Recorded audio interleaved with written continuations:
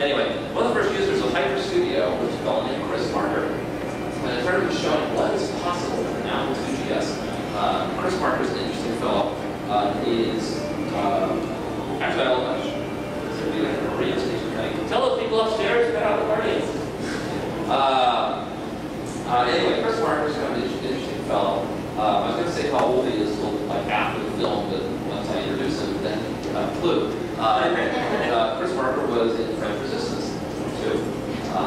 And when I first got his letters, the letters sounded like they were written by a 30-year-old. He's so creative and unusual guy. But anyway, Chris Margaret discovered an Apple IIgs, and his particular interest in it is he's a filmmaker. Just like there's kind of an odd survey here, but has anybody seen the film Sans Soleil? Not even one. Well, let's describe it anyway. One. If you were to go to the UCLA Film School, if you were to study documentaries, one of the people you would study in terms of being the father of the genre would be Chris Margaret. Which I learned all of this afterwards. Just kind of like discovering his dad is something famous. Chris Margaret, to my knowledge, was just another whacked out GS user. You probably know what I mean. And it was only actually until probably a few years ago that actually he was premiering a film in San Francisco called The Last Bolshevik. One of his other rumored to be the official filmmaker of the French left. Anyway, I saw he was premiering a film in San Francisco, and I kind of went up there to see what was going on. And like all these people crowded around him, like, hey, just a GS nerd, come on. But anyway, Chris Margaret's guy does these films, and what attracted him to the GS was the video overlay card. Because as some of you know, the output from an overlay card is pretty darn close to studio quality video handling. Such a device is not available at any reasonable price on the Macintosh, and continues to be one of the strong points of why a person might find some entertainment value in a GS. But anyway, so what I have for you is a film by Chris Margaret that I thought would be of interest to see what's possible. Of course, that was pretty much exhaust my entertainment needing. Yeah, so we're about to do a miraculous thing. You see on camera 4.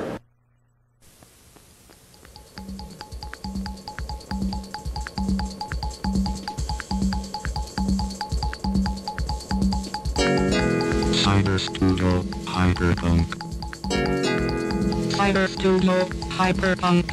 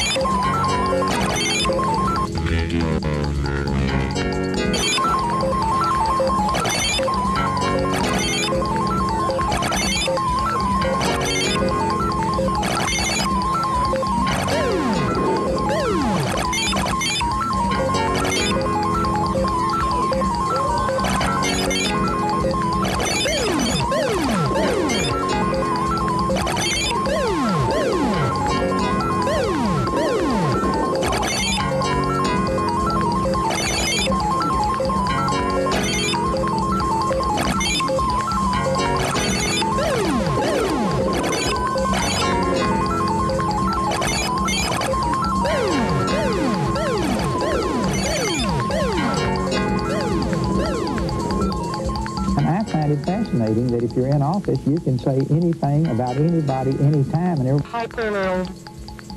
Hyperworld.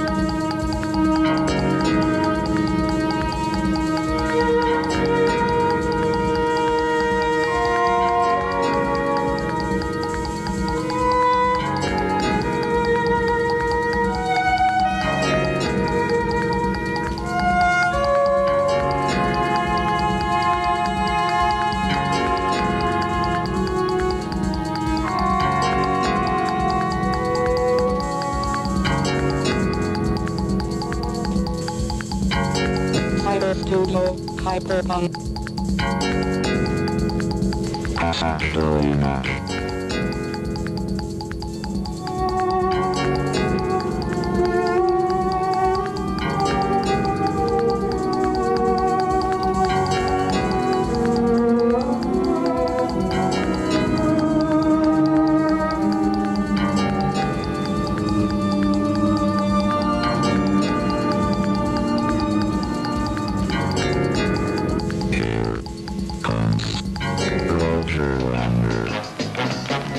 This is Wagner in the street of San Francisco, coming from the famous San Francisco Film Festival. What are your opinions, Mr. Wagner, of this event?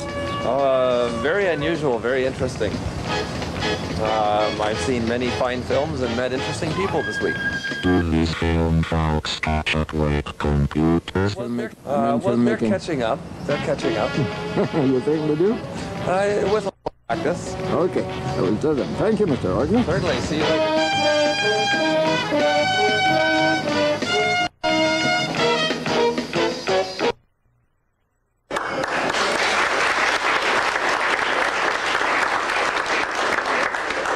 But there's a moral for all of this, which has to do with the theme of some of the teachers or faculty forever. And in my current line of work, what I do is I travel all over the country talking to teachers that are using technology to literally completely change education. All of your experiences in a classroom with 30 little chairs in a row, a teacher at the front as an authoritarian figure. The more enlightened educators of our country are actually looking at new models of education. The information available from the internet and CD-ROM, an entire encyclopedia on one disk, the function of the teacher as being somehow the repository of all knowledge of mankind is rather ridiculous. And even if they were, the information would change so fast that even if they did pack it all in there on Monday, by Friday, package would be obsolete. In the workplace, the number of union jobs has a graph that looks kind of like that, and the number of small businesses with under 20 employees looks like that. People are expected to change careers 5 times in their lifetime now at least. And so what's happened is there's actually a movement afoot. You know how I like rabble rousing and subversive activities. So where I've settled in these days is going to classrooms all over the country and showing them what computers can do to make students in classrooms sort of be recognized as individuals, be able to follow what they're interested in. And it's very rewarding. But a lot of them are sort of under the impression that they still have to go to workshops, they still have to somehow get the voice of God to tell them how all this stuff works. And I was thinking the other day about the Red Book and of the qualities that will be needed in the coming century. When you think back to the Apple II, when we first bought an Apple II, it didn't come with a workshop. I went to my local community college, way up there in the second row. Thank you. I went to the local community college, and when I took the class, they wanted to tell me about punch cards and all kinds of things that weren't the computers sitting on it that I just bought in the local computer land. What I had was a little book with a few clues for the greatest adventure game I ever played, going into the Apple II.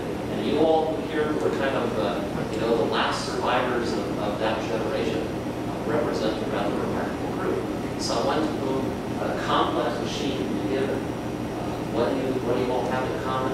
A love of exploration, an enthusiasm for sharing and helping other people, an enjoyment of learning for its own sake, an ability to look at something which appears completely inscrutable to most people and recognizing that with your own energy and perseverance you can able to do anything you want. And those are exactly the qualities, whether it's an Apple II or any other computer, that make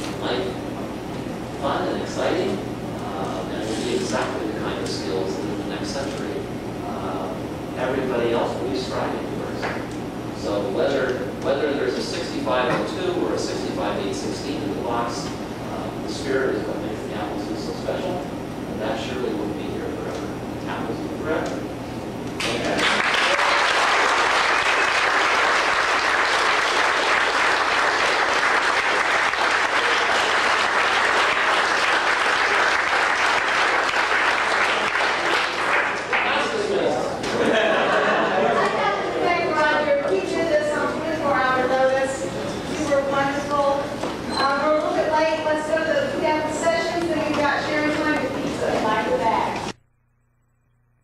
Tradition here at KansasFest, which is about to be announced as the price of the dinner. It's called Bite the Bag. And in fact, this is a secret ceremony. Anyone is caught telling anyone in the outside world about Bite the Bag. Don't! All you best virgins, putting it in the bag. Line up. That's right, all the hyper-fest virgins. Did we mention we have a small hazing ceremony? Whatever this fest is, I don't know, something fest. Anyway, the way this I'll describe the basic rules, and then what we need to find out is who is brave enough, foolish enough to try this. Who is comfortable enough with their individuality, drunk enough, or any of the above. Who's their center of gravity. Demo it first. Yeah. So the basic. This is a game. This is a child's game. Anyone can do it. It's very simple. You simply place the official bag on the middle of the floor. Would you like me to demo while you describe? Oh, certainly. We will now have a... All right. Dramatic aplomb. I'm so fat now. The basic rule is one part of your body can touch the floor. I was thinking in other directions, but it's okay. You know, just leaning like this, I'm sweating already. And then with one body part touching, you must grasp the bag in your teeth and lift it up for a clear. Please, there you go. See, your child's play. And it's wet now. Thus, the mental challenge. So you have to carry your part off. Right. I had to readjust. Being brave, volunteering early. Those who waver, it just gets sloppier and soggier. But it is kind of a communal bonding at the end of the day. Tomorrow morning at breakfast, you can look around the room and say, wow, I've shared spit with all these people. Didn't they play this right before that Ebola thing broke out? This game was invented in Zaire. Is that right? Zaire, 5th floor. Yes, now there's one last little part of the game. You might say, well, then, like, where's the winning come in? Well, after it's all been slobbered up, well, then we tear off a strip, about an inch or so. That gets a little bit shorter, and we go back for another round. Until the very end, there's just this little scrap of paper left on the ground. Right? If you have a suitably adhesive tongue, I'll do it. Various techniques have been tried in the past. Yes, as a matter of fact. That one was proven quite effective. Yes, sir. Okay, we're going to have a time limit. I have a clock right there. Well, that's good. Because last year, people can try indefinitely. Yeah, that's true. Okay, well. 30 seconds? You have a clock now. 30 seconds. See, that time just whizzed by. Yeah. Maybe a minute. 15 seconds. 45. Let's just let the crowd I'm surprised how fast this would go, and I don't want to be eliminated real early. About 45. How about we say, go at your own pace, but if we go...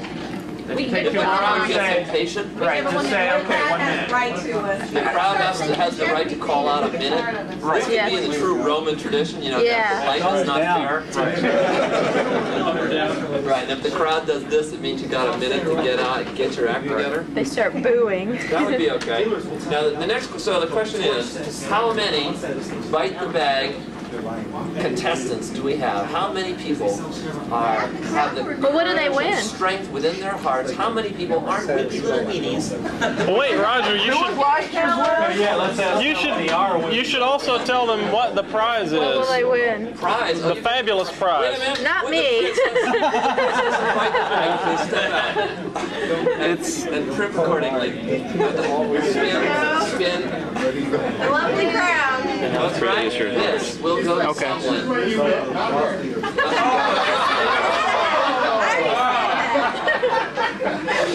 Mike, where's the video cameras? All right.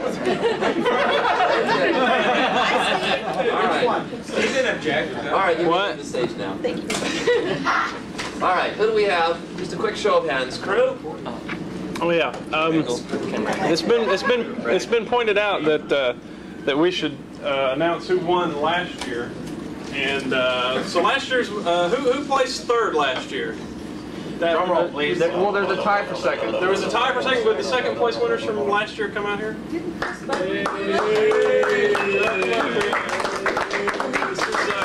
Zaleski and Joe Wankerl.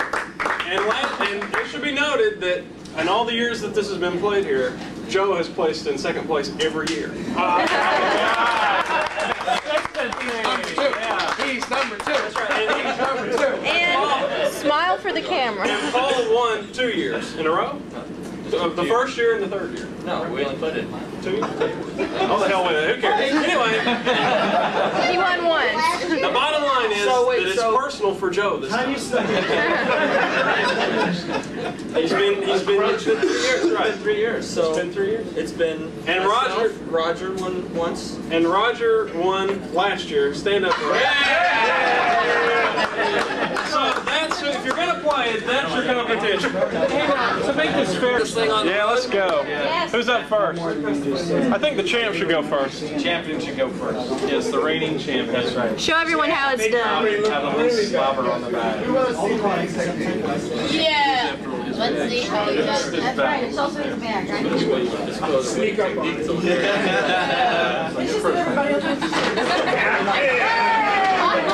Hey, 2 feet down. That's right. I'm not ready. You're 2 feet down. Oh, you're right. You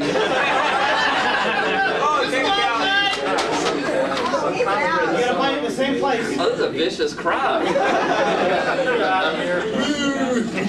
Hey, can we do a slow-mo of that instant replay? We could play it back in slow-mo on a tape. 1 minute!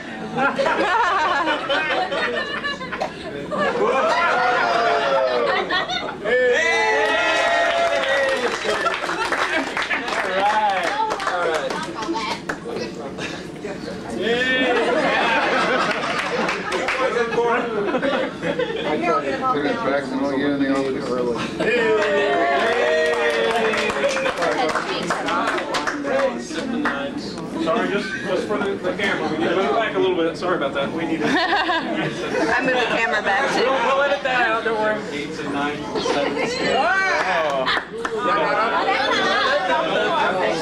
That counts. You got it off the floor.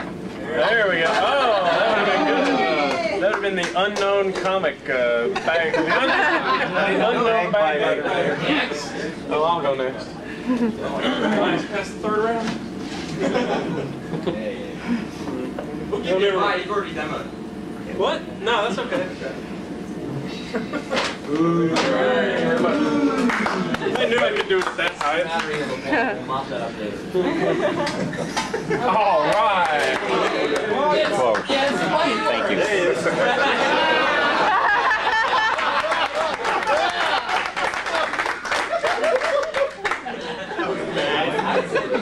This is a matter of honor.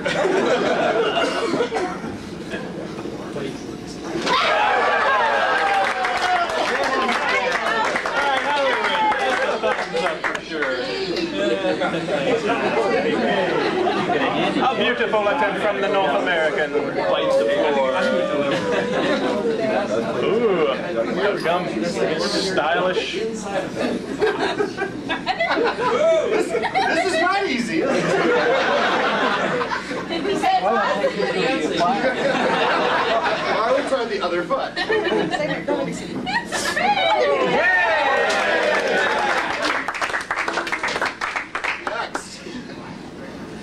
Yep, there's a volunteer. You're not gonna You missed the bag. You back out. I was going to go to show that not everybody could do this, but Mike took care of that.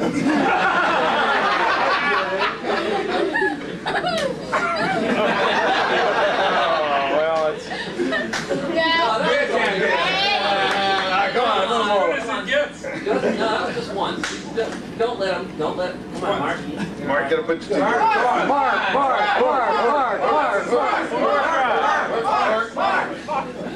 go ahead and raise it up if you want, Nora. You gotta psych up now. This is the bag. It's just a bag. It's got. He's gonna crush it. Be the bag.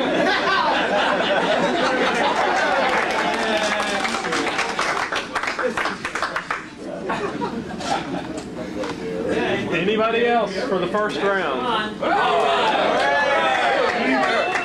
Put some salt on it.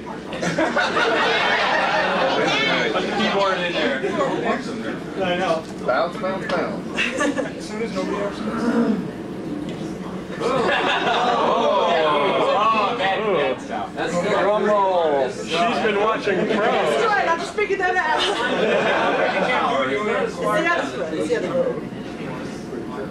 Oh, there's sauce on my shoe.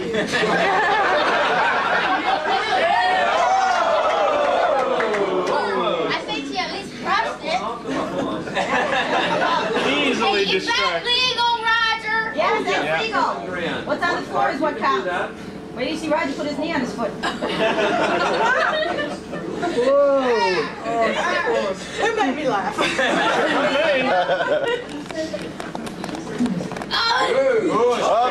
Serious. I wanted to get low to the ground. You will.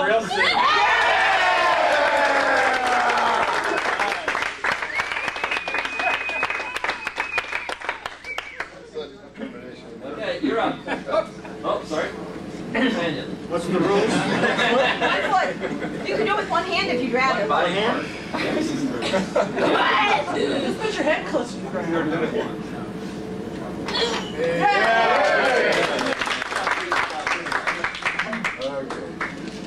Okay.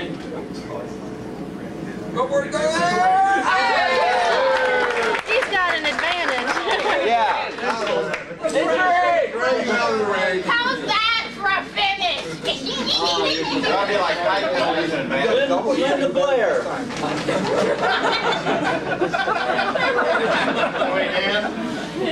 How is that then? Wait a minute, I think the bottom of that microphone's alive. A little higher, right?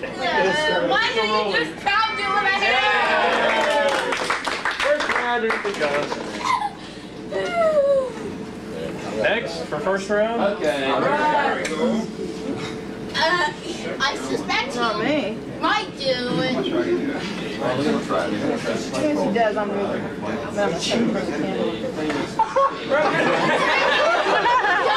be nervous. I wasn't. Do it quick. Oh, no. You do it quick, you're more likely to fall on your face.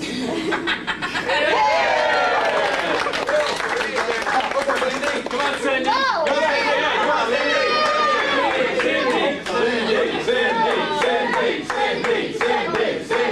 Come on, Cindy. The bag's nice and wet. All right.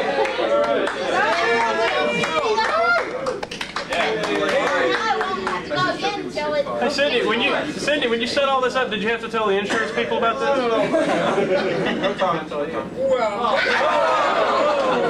Hey, watch her. She tried to put her foot on the heater thing.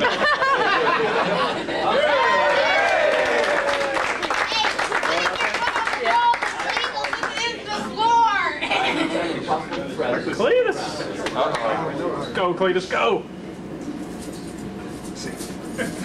Too much change.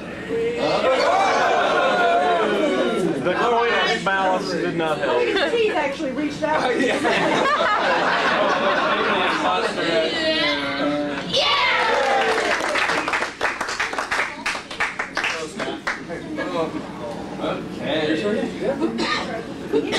I'm taller than everyone else. Do I get No, it'll better leverage? Turn your hand around. Better leverage. Oh, you went yet? Oh yeah, that's right. You went like second. Okay. All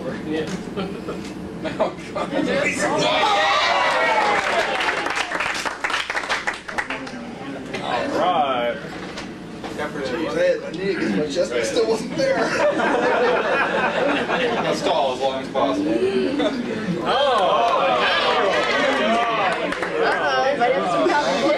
And he's skinny too, Roger. This could be trouble.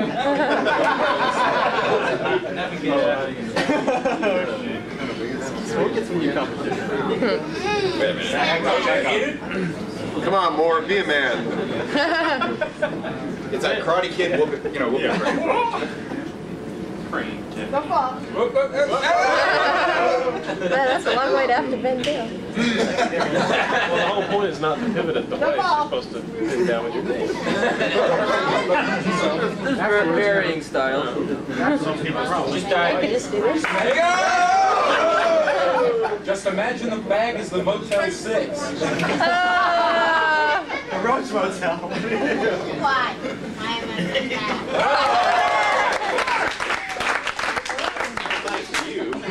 such authority.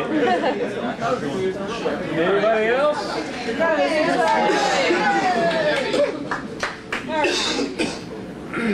Eric, put your money where your mouth is. Yeah, Eric. Oh,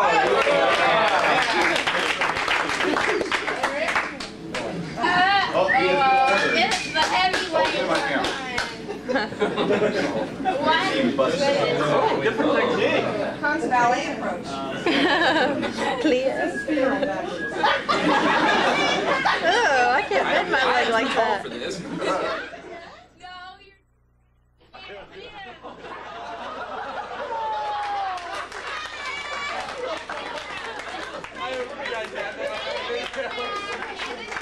Crown.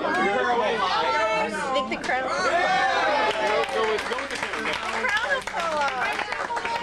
It'll fall off. The queen's gonna try. You just bend with the waist there. Come on. Come on, well, actually, you do too one.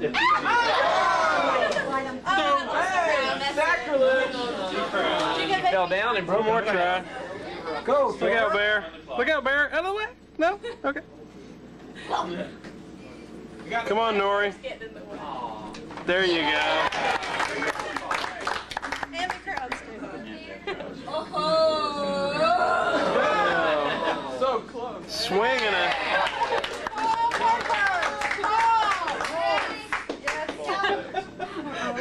that gives me a seat. God. Haircuts don't hurt yourself. What? Tony Moore's not been up there. What's that?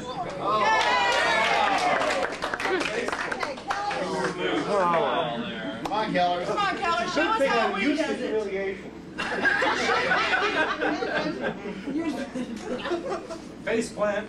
Yeah. Wait a minute, I'm gonna be Can you do it with one hand behind your back? Bill's got a camera. Let him take it for you. See how big it is. To get this over what? Yeah, lift it off the floor. This is. No! You're right, you're right. Mustard on it? You nearly stopped it. She's stalling. One more time.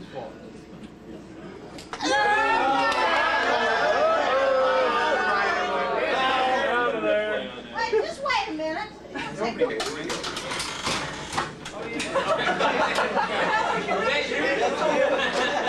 That was your back, wasn't it? They was the left. We're going to like it after the here. A valiant effort. 1 minute. It's one finish on the floor. How about standing on your head and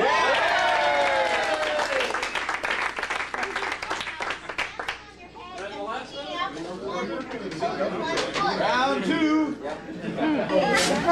Now, Ernest Borgnine used to play this a lot.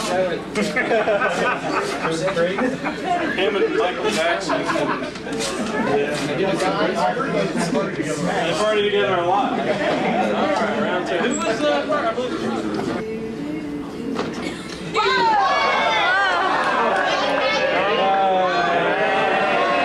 Instant replay. Grab the bag. You flip over Anderson and try to stand on one hand. We'll give it to you. Why did you dive? Oh, Nice stop.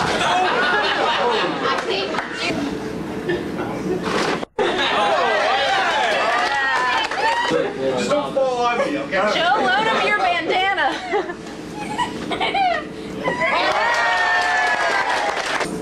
No pressure. It's a much shorter bag now, Cleveland. If you stood on your head, we'd have a plane to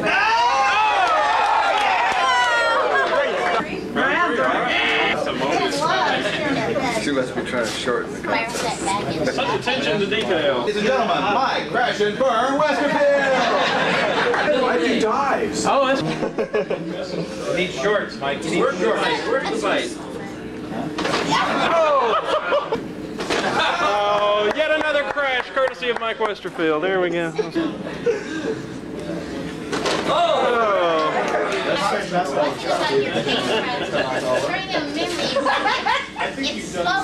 Oh, yes, sorry. Okay. Fine, there's your bag. No mind.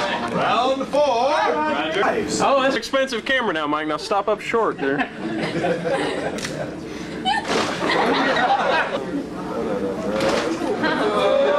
Technique optimized for your protection. Oh, that's... If he keeps it up, we're not going to get any more software. He's going to forget it all. Morph it into a taller bag. Keep this up. No, I can't. A sickening thud ends his career as a bag biter. Gold freezing over? Gold? Gold? Remember, if he's a gold, you trip in the truck. Oh, okay. I'm sorry, Roger. I'm feeling on right at that moment. Okay, we're down to... What's it say now? It says 5. Oh. No, it's...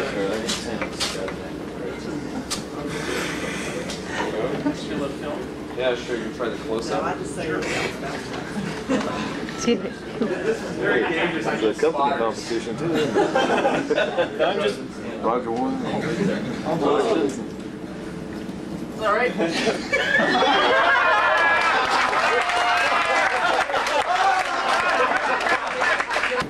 Are we on 7? Tear down hand. I don't think we had an elimination that time. No, we didn't. Third place gets to put the bag back together. Yeah.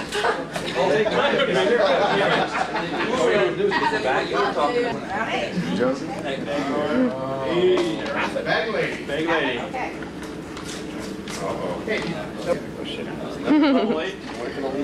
Come on, Roger. Oh, bye. So after this level, are we going to go to time limits or? Yeah, once we get to the bottom, we'll go to time. No, I mean, Who is this? Somebody in Iowa. I'm getting counterweighted now. Nice shot at the ceiling. Elbow. there it goes. Oh, wow. Woo!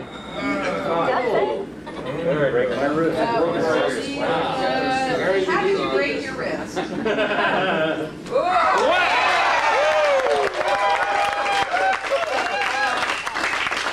Round 10? Last one? Oh, yeah, right. How many are left? Way too many. No lip, and then not timed, and then whoever survives this one. I think a wet rough. Full contact, bite the bag. I'm drawing because anybody here is capable. That's true. We haven't lost anybody in 3 rounds. Turns out to the size of a quarter. Time round. Okay, who's going to be the timekeeper? Do you want to just say go and give him 40 seconds? I think start from saying And you have somebody go and you go. Make them start from the parking lot. Okay. Hey, Roger. And then dive it over the couches. Okay, that's good. Go at a 10-second warning. Go in a 10-second. Okay. 3, 2, 1, go. Whoa! Amazing. 2, 1, go. Ooh!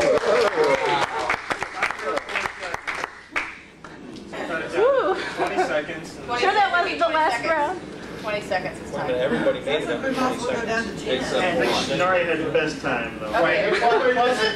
Let's just make Noreen the winner. Yes. That's very good. But I'm going to blow it next time. Oh, he's making it small. He's not the official bag terror. I vote to go first, but if you're making it that small. That's gonna be nasty. Yeah. Okay, now. Also, best way you can't just stick out your tongue and it'll stick to your tongue. You have to bite it. No tongues. We look for wet spot when you're done. Right. Hold on, we got to roll it. What are you doing? It's called bite the bag. Molecules. Oh my God. Okay. What are you doing? Mystical molecules put together. Roger, you're first. You had the worst time, I think. Okay, what's okay. What's the limit? Take your glasses off before we start. What's the limit now, Pam? 15 seconds. 15 seconds. Okay, with a 5-second warning. 4, 3, 2, 1, go.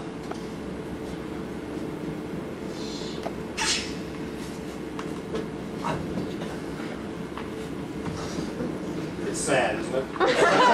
Oh!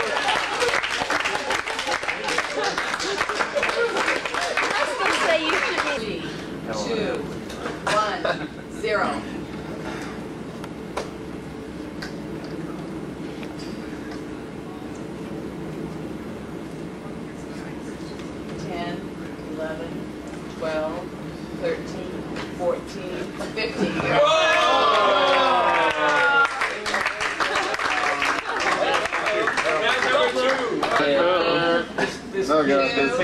One, go. Oh.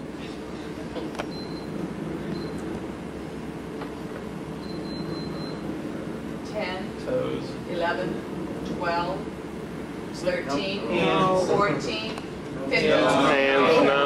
Good try. It's a good run. Yeah. What about just quickest time? Quickest time. Yeah. We have like, I've got to stop watching hundreds of seconds. So we'll have to do it, yeah. You a subscriber? He's 100. You want to be? Even if you got first class or second rate. First class? Roger's looking a little slow to me. Subscription? 100 seconds is inaccurate. We've got a lifetime subscription to GS Plus to the Square Keeper. What are you offering? No. Okay. All the applesauce ampersand coming in. Don't foil. I still want this on. You want to take a glass off? You've got it somewhere. There's no way to grab that thing. It's on the computer. Go when you're ready. Can I use my prep time to get down on the ground? No. 5, What was that? No. 4, 3, 2, 1, go. Ew. Yeah. 8.7. Somebody writing that down? How much was it? 6.87. 6.87. Oh, gee. Are you playing $7 one? Did you think it would come to this? How many are left? Like 13 people. No. 5, 4, 3, 2, 1, go. I think there's only 6 of them. Whoa! 3.27. 3.27. Well, actually, we only need to remember the best one, right? 3.27. We need a second. I didn't have my camera either. What? Second and third place? Oh, yeah. Second, Oh, yeah. Well, everybody remember your own bleeding time then. Tony, you can type them in there. 5, 4, 3, 2, 1, go. Woo! 2.9. Whoa!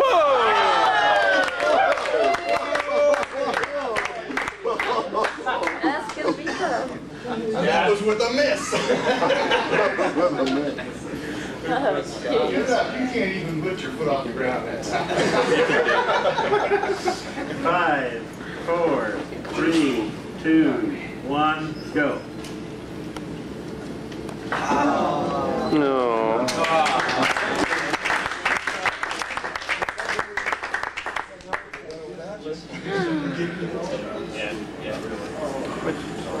Five, 4, 3, 2, go. Whoa! Did he do it? Yeah. 1.95. How much? 1 point. 1.95. 1 second, sweetheart. Come on. 5, 4, 3, 2, 1, go.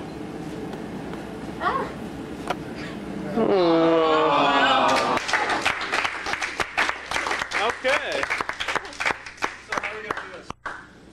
I think that's it, isn't it? Who had the fastest time? Out of nowhere. Who's second? I knew welterweight timing in at 195. Ronnie. I'd like to say something. I think that when you got to the point of something like this, you're using the wrong thing. You should have been using a pizza box. Because then it would taste good. There we go. What's our new champion's name? Hey, Steve, get our camera. I'm sorry. What? Russ? What's your whole name, Russ? Nielsen. Russ Nielsen. Russ Nielsen. Hold on. Wait some shots. This is for, for online. Global fame. Oh, okay. I'm not sure.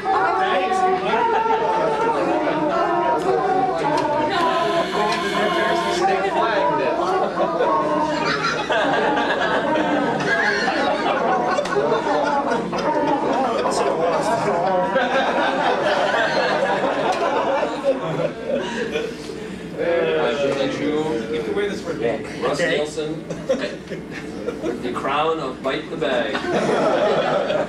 Are you prepared to accept the duties, responsibilities, and moral burdens of carrying the crown for the coming year? Very good then.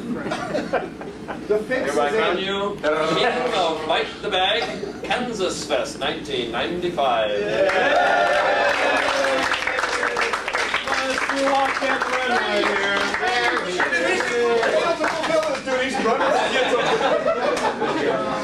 No.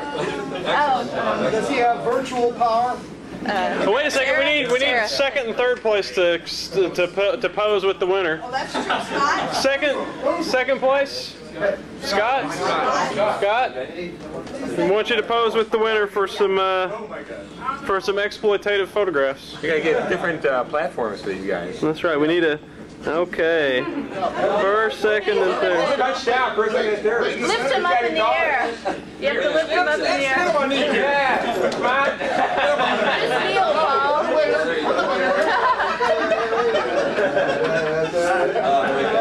There you go. That's great. Where's your camera? Second. That's about right.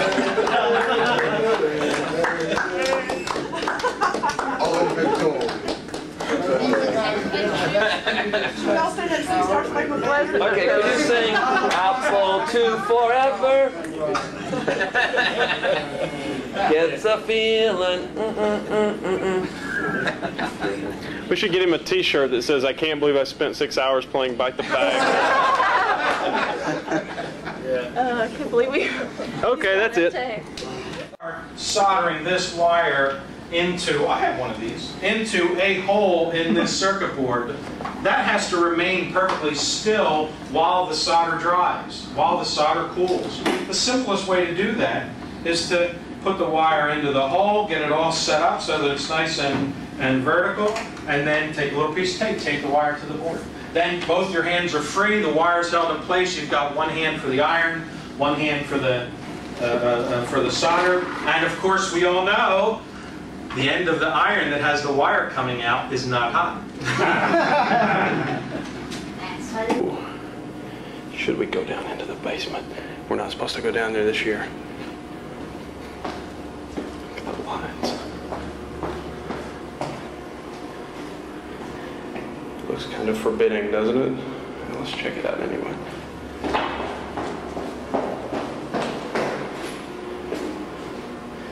And the reason we're not supposed to be down here? The Pepsi machine. Ooh. Dope! And the pipe. Morph is you start with 2 or more images. Now these can be anything. Morphing originally came from Disney Studios, where morphing was actually called tweening.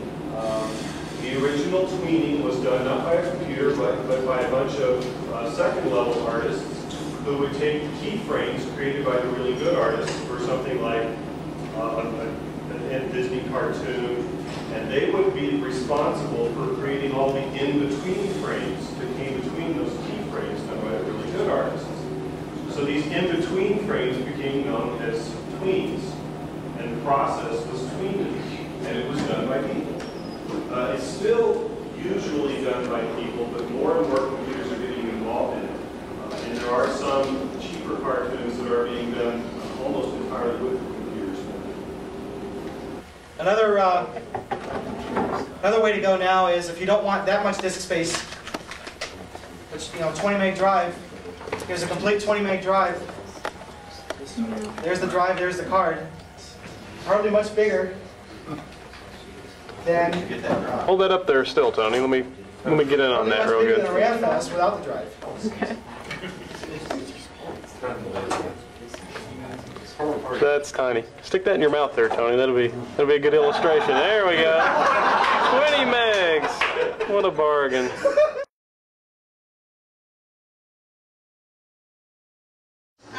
KFest 1995 is slowly drawing to an end, and hope you all had a good time.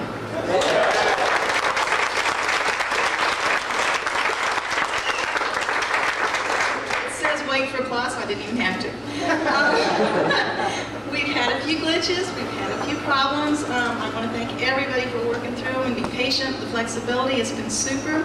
I especially want to thank Roger Wagner for all of his help, his hard work. We put him under a lot of pressure to get things at the last second. Keynote speaker, I think it's probably one of the best I've ever heard, especially with such short notice. Thank you, Roger.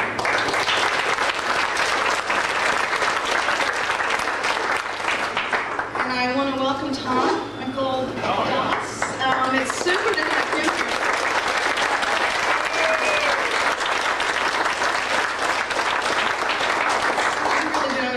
To have him watching over my shoulder while I did this. But it's been great to have him around. I also want to thank all the speakers that helped with the classes and the volunteers, the committee here, especially Paul. I couldn't have done it without him.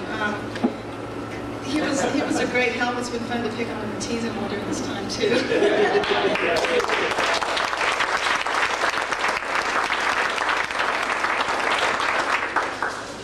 Okay, we didn't. It's like you pull it off again.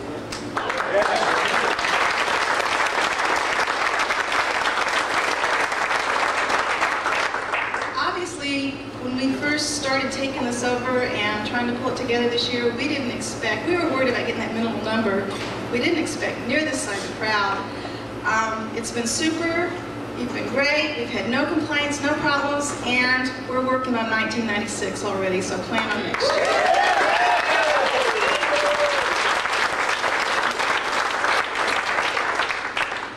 Now I'd like to turn it over to Bill Mort, who's going to host the roast of Steve Disbrow.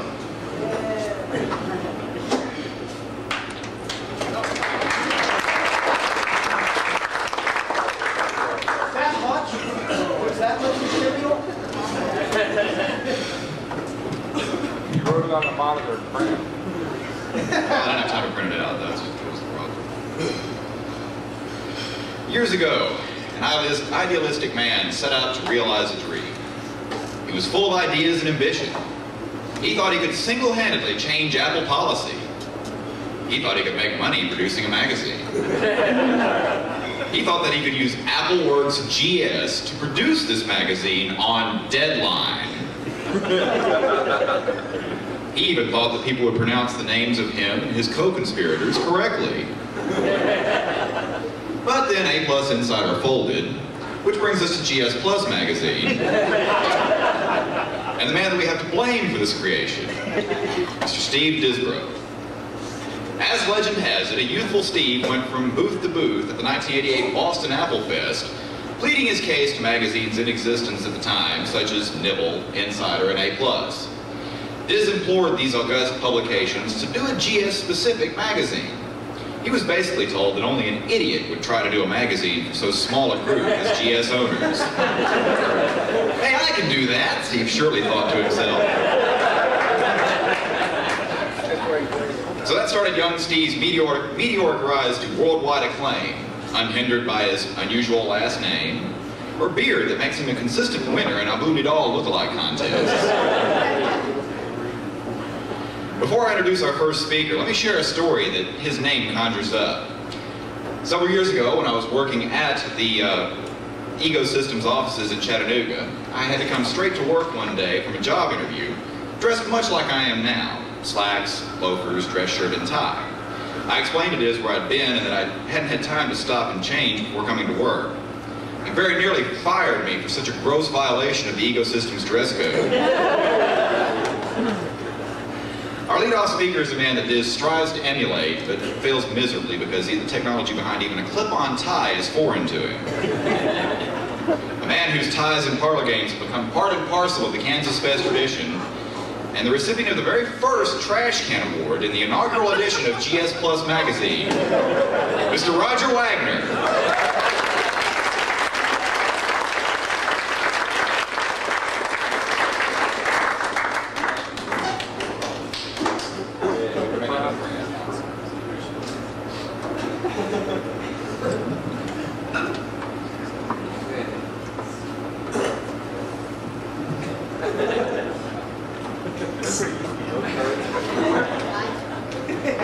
Everybody wants everything. Oh, wires. Can we play with wires? Tom, you're at the ready. Good. None of that. That's later.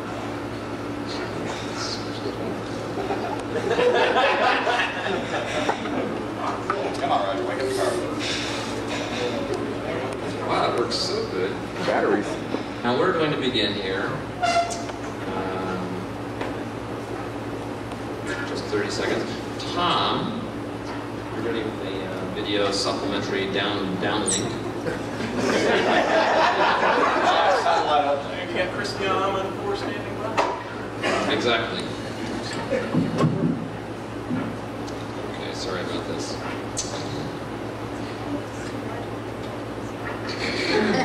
Therapy's been helping them. Sorry, the line Dorothy was, she said, it's kind of nice to see Roger having problems. It's okay, Roger. We never want this to happen.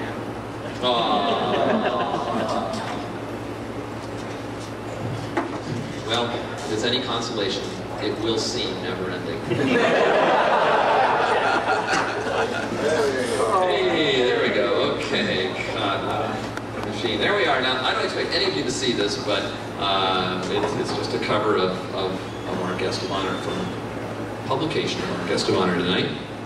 And what we've arranged here is I've got some very, very special inside information, and I'm going to switch to the satellite downlink.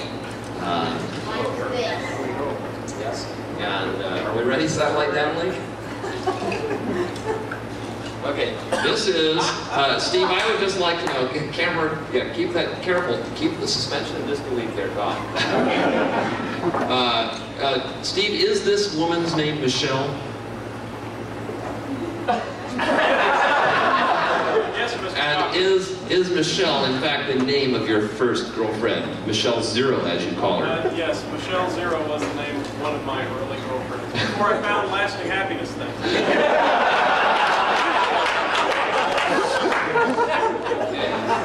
Nice recovery. Well, in fact, we talked to Michelle. Okay, downlink disengaged. We talked to Michelle and got some very interesting information about. Well, you're about to find out. Turns out that Steve began his career early in life, as these things usually go. Good. There's a lot that keeps calling up here. Okay. All right, anyway, here we are. I called Michelle this afternoon, and she had some interesting things to tell me about Steve. Pause, wait for laughter.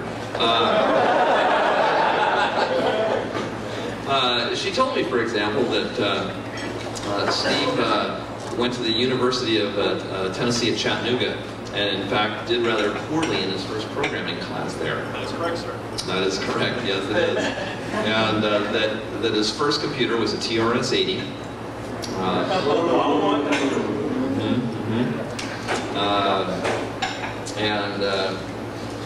In any event, when Steve was thinking about what to name the magazine, interestingly enough, we have Michelle Zero in the computer numbering system to thank for the name of this system, because, you know, as girlfriends often do, have this great, sensitive insight into our personalities that makes us cool. Michelle said, you ought to name it Ecosystems because you're the most and I quote, most egotistical bastard I've ever met.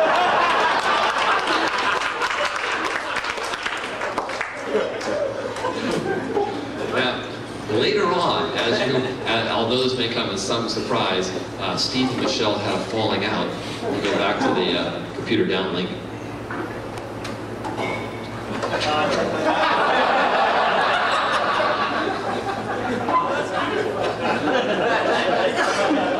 Fortunately, the GS Plus team rushed in at the last moment and saved Steve from a fate worse than death. Reminiscent of a scene from Pee Wee Herman where she said, "Let's kill him." They said, "No, let's torture him first and then kill him."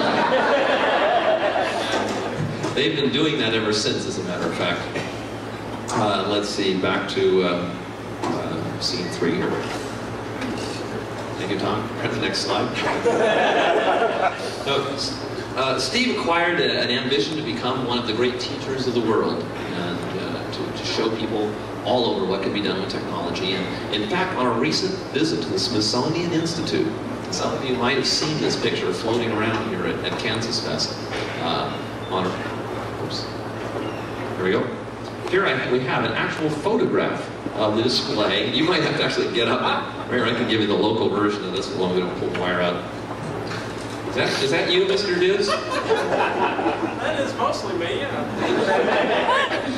This is a picture of Steve at the Homebrew Computer Club. Most of you heard it. It was a popular place for guys named Steve to hang out. Everybody had a little badge that said, "Hello, my name is Steve."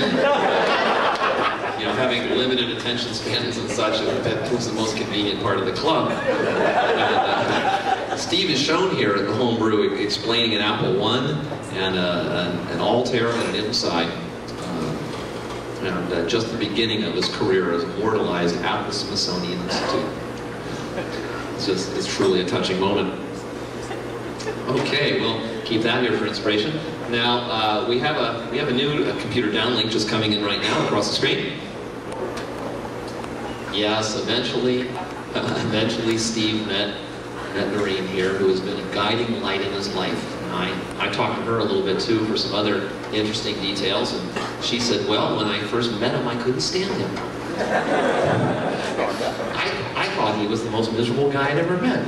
But being a guy of infinite patience and persistence, as we've all seen, he pursued her for years.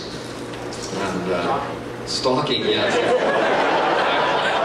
Some of Steve's contributions to the modern legal system include new provisions in that category. And I actually think it's rather interesting. Steve mentioned that, well, anyway, Steve mentioned that Michelle kind of went through this phasing of starting out really liking you and ending up thinking you were the most egotistical bastard she ever met.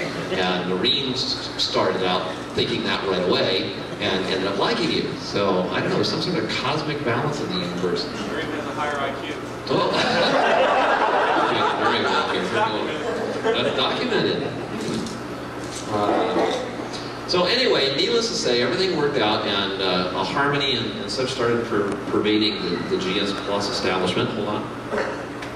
While I hide the next downlink as it comes in.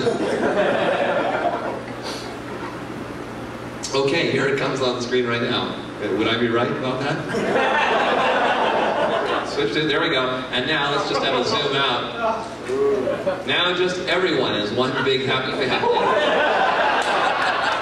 They found just an amazing way. And to think they're not even in California. Very good. Is that part of the dress code? Yes, I'm sure, or undress code. Actually, there's more of that coming. Honestly, we've got a few more screens here speaking of dress code. Well, anyway, moving right along. The next thing I just thought I'd talk about is my first really sort of intersection with Steve came with some, some editorial exposure. All companies strive for this sort of national recognition of their product, and we were honored to become Steve's first trash can award. And I know that some of you who haven't been subscribing very long would enjoy hearing some of the excerpts in this. Back in May at the Boston Apple Fest, Roger Wagner finally released Hyper Studio. I was one of the first people in line and bought my copy for the low introductory price of $99. By the way, we'll have some of those available here. I was thrilled. Later on, in the printer right here, in the hotel, I can't read this. I tore open the box and began to read about the wonders that awaited me in the wonderful world of hypermedia. Some bad capitalization here, I noticed. Actually, there's a sentence here. Well, anyway, the first thing that greeted my eyes was a little yellow flyer that screamed, "Read me first." First sentence said, "It's HyperStudio software, blah, blah, blah, blah. Let me translate that for you. You've just spent $100 on a piece of unfinished software. There are enough bugs in this software to choke an aardvark."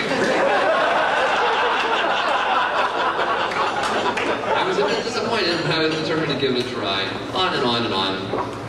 And I want you to know that this is from a guy the cover of his magazine looks something like this. Remember this? That's your favorite, yeah. So this is from that guy. And, anyway, and now here, so I want you to keep in mind the source of this. There's a couple of things. First, he mentions that he mentions all these the fact that he got this unfinished software.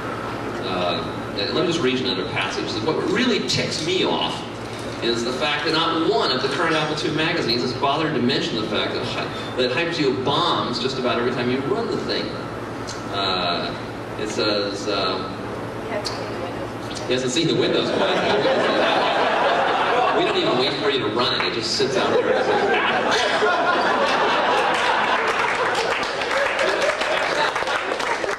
It's actually, though, an act of mercy for Windows users. Yes. It says, one even went so far as to give it an editor's award as the most significant new Apple II GS product.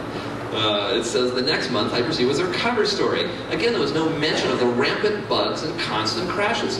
We're the only one to use this. We actually discovered a remarkable process, a remarkable phenomenon of software, which is nobody hardly ever opens the box.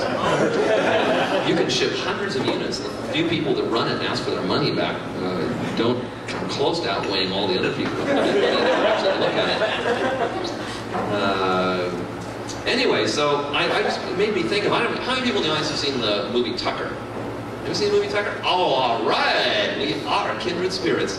Well, as anyone will remember, there was a quote in there that said, where Tucker's kind of sitting at the diner, bar, was just talking to his friend about this plan for the ultimate car. And all of a sudden he goes, "We don't need a car, we just need an advertisement." And the whole movie is about how they basically ran ads and got all this attention, while they sort of worked on the car in their spare time.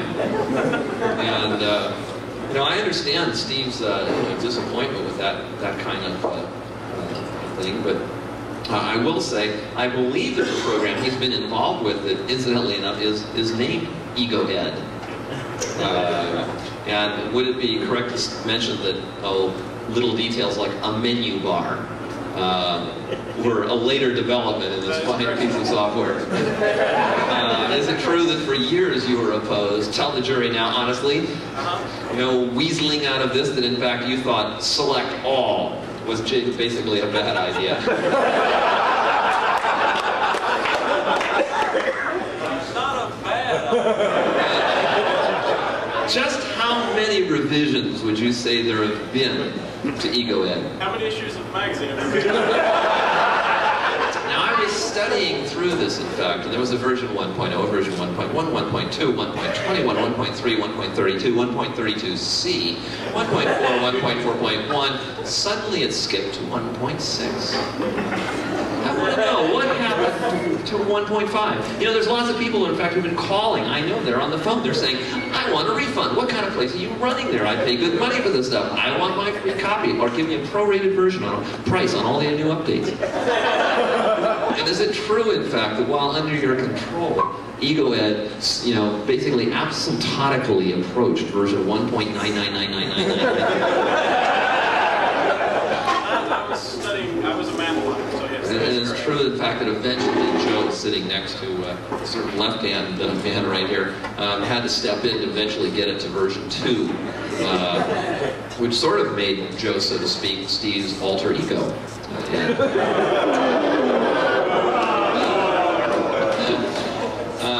Needless to say, there have been a few. I do have the revision history for EgoEd here. If you'd like to thumb through. A few of the revisions and bug notes on that. But, you know, Steve's been a slow study, but he has caught on. We'll just sort of, you know, come close to the end here by just saying that Steve's finally figured out that you know, to really be a true software magnate, he's brought out, there's a program that you will now see regularly advertised. I think it's called AutoArc. But what really ticks me off is the fact that not one of them has bothered to mention the fact. I want to know, they don't even know this program exists. No one even bothered to look at it. Next month it was on their cover story. I don't suppose AutoArc has ever been mentioned on the cover of GS Plus, has it? No, good. All right. Okay. I'm sure it's not. It hasn't been reviewed by any chance, has it? Only when we didn't write it. Aha. Okay. Well. Yes, it has been reviewed. Okay. Well, in any event, I just we'll just leave you here with the other image. We'll just go back to his true calling in life. A man who, in fact, actually, I understand, learned to read from comic books. Yes. And has gone on to become one of the great teachers of the Apple II community, has gone on to teach us all the most intricate and arcane details of the Apple II GS. And Tom and I had a discussion from time to time. Was there a last picture? Oh, I'm sorry. Satellite downlink. One last little quick here.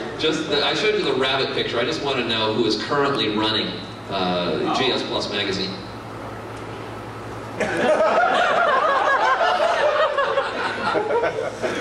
Their current programmer. Thank you, Tom. But Steve really has. You know, Tom and I had discussions about like who's going to be the one to turn out the lights in the Apple II world, and you know, Steve has just really jumped in there and become really the standard bearer for decades to come. And I just think we owe him all a tremendous debt of gratitude and respect for being the pillar of our community today.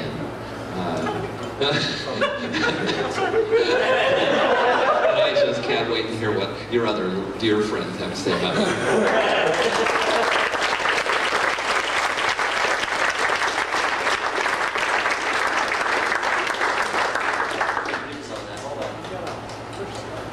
Oh well, too late. I'll go through that again. Oh, what? Thank you, Roger. And, I think that last photo was of Robert Barrick, the one they actually left behind to find the store. Next up, ladies and gentlemen, here's somebody I'll have to keep an eye on, lest his speech degenerated into an open forum for him and Diaz to make fun of one another's hair. Another living legend in the Apple II community, somebody that Diaz looks up to, mainly because of this podium, Tom Uncle Das Weishar.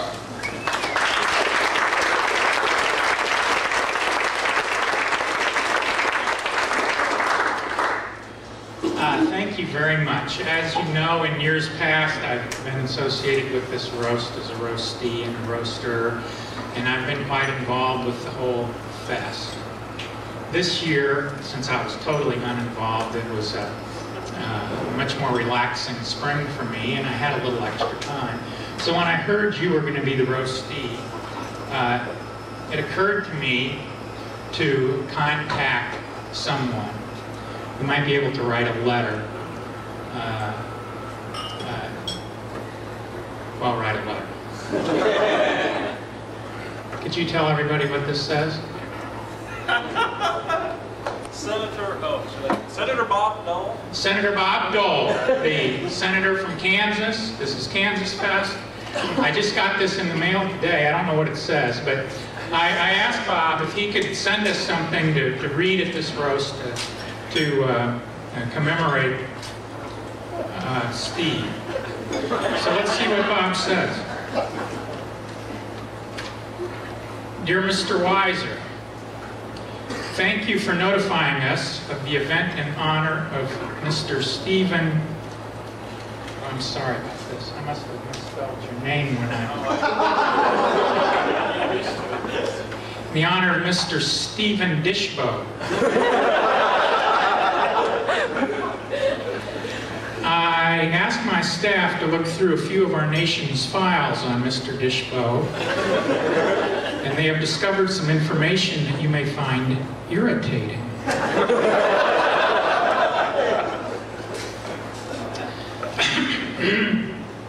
The Decency and Media Task Force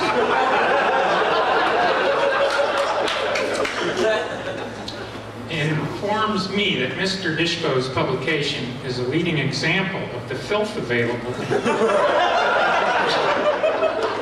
and emanating from Al Gore's state of Tennessee.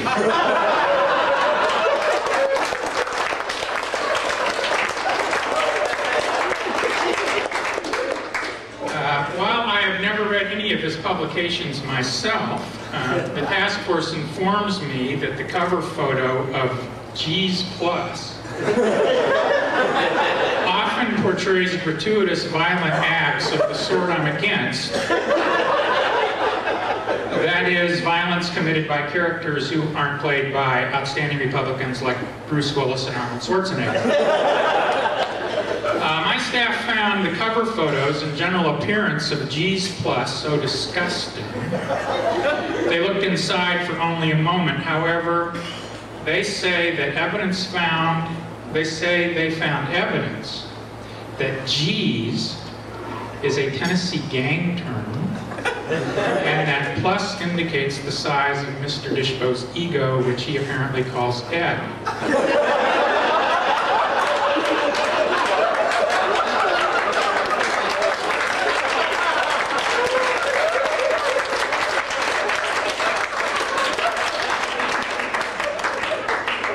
This just gets worse. The task force also discovered that Mr. Disbrow was involved with my esteemed Senate colleague Phil Graham as an investor in the film Truck Stop Mamas. However, it appears that Mr. Disbrow pulled out of the project before culmination.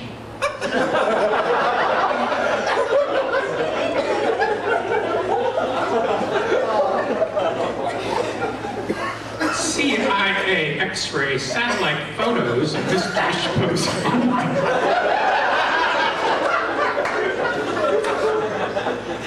which will soon be declassified and distributed by the Decency and Media Task Force, confirm that Mr. Disbrow often pulls out of similar transactions.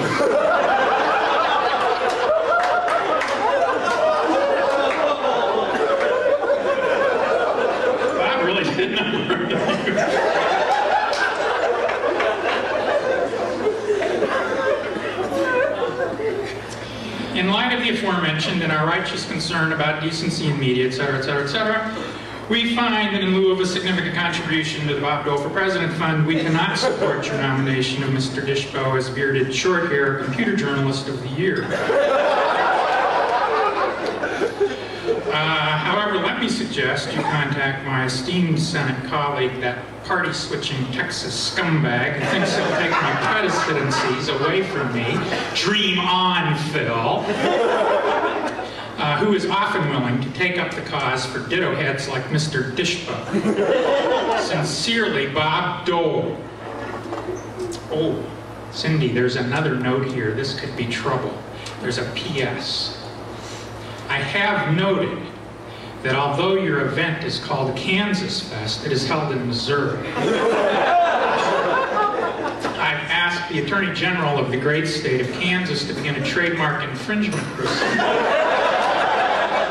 against you and yours, as we will never allow other states, particularly the grave-robbing boneheads in Missouri, to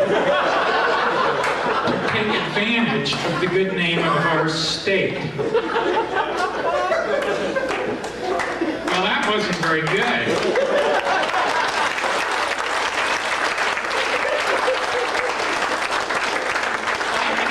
I was worried that Bob might not react very well to this.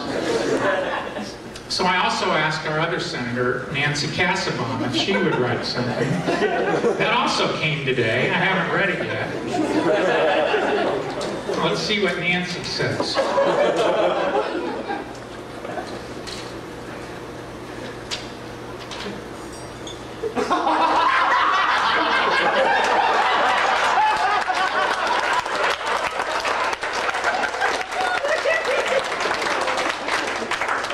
You can have these.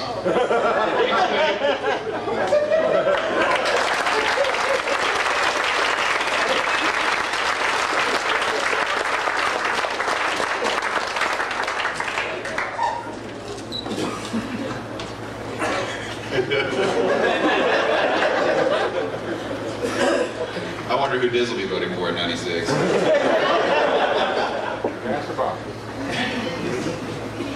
Our next speaker, ladies and gentlemen, is a man who deserves our pity.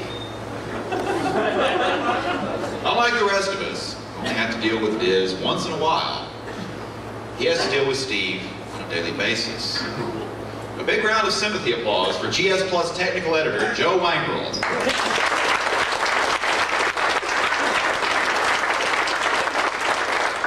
Test one, check, cash credit, check. I've worked with Steve for a long time, so I'd like to say a few things that a lot of people might not know about Steve. He likes people with strange names. His name being Disbrow, of course. He went out with Noreen. Her name was Rabarik. We've had a Foaming on the staff and an Epling. But his fetish for strange names doesn't stop with humans. He names his program strange things like EgoEd, NoDOS, and FGS. It was named FGS because he didn't want it confused with a previous version of a public domain program he put out called Fractals GS. I don't see how there could be a confusion there. When he edits stuff, there are a few things that he overlooks. One of my favorites is the word cannot. He thinks it's two words. No matter what anybody else says, it's two words. You must change that to can not.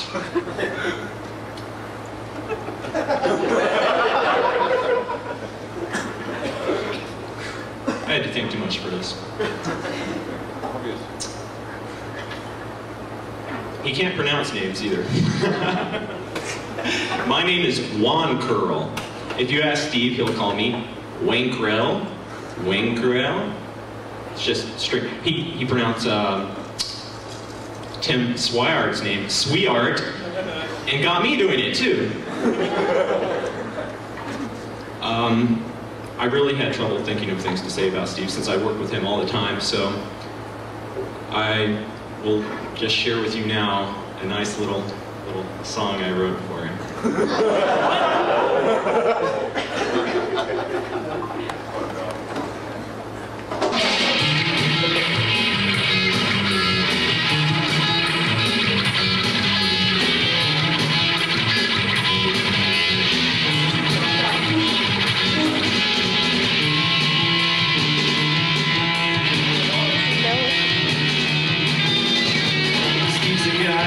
personalities. There's just one thing which everyone agrees. He's much more driven if he starts his day with a pop-tart and a pill. That's what we pray. Without his pill, Steve gets so irate. I don't know how much more that I can take. He yells, he screams, he slams his keyboard down. Nothing calms him unless that pill's around.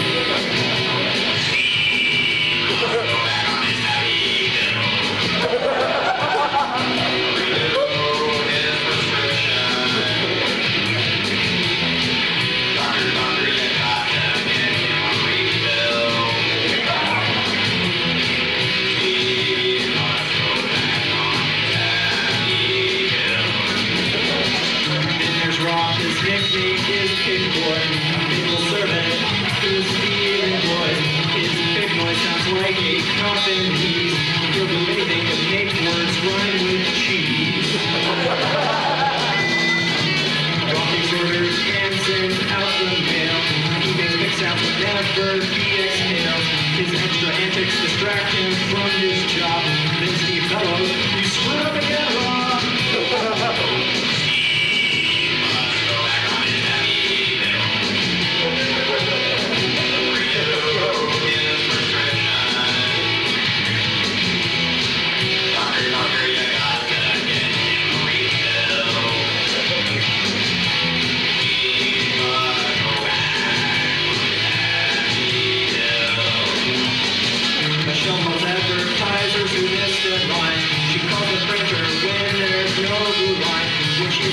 It's better to beware. If he's got more pills, maybe he would share.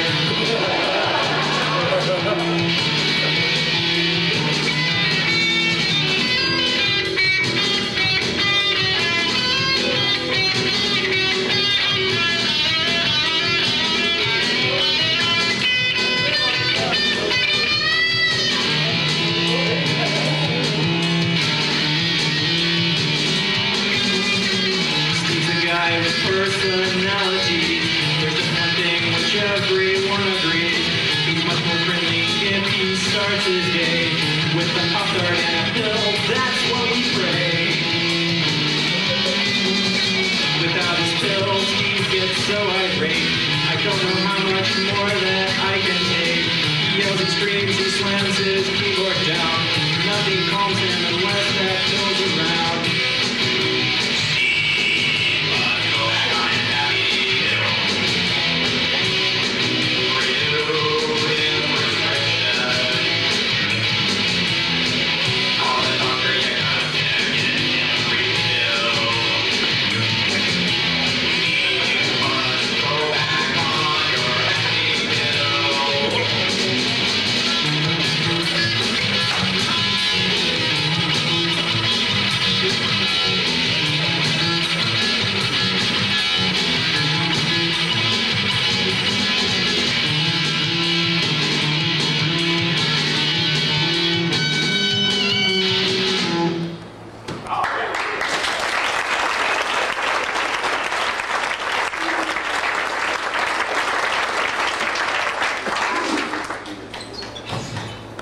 Boy, I don't know what else to say.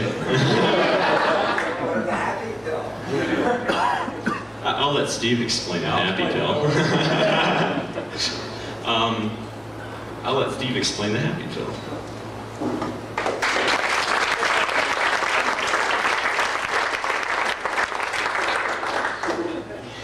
And what has taken Marsha Clark and Company 6 months to do, we have done about 45 minutes. Your Honor, the prosecution rests. There will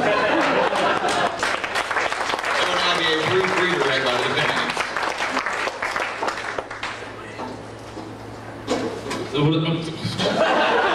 Okay, that's enough. Thanks a lot, Steve.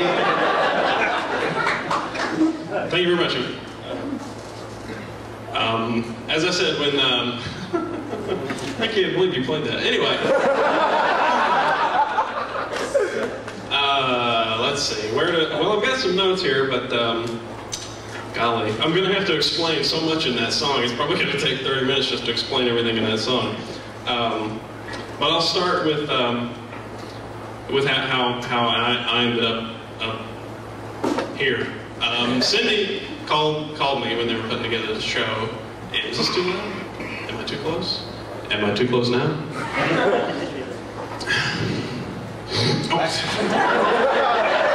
Back up some, you sound better. All right. Keep going.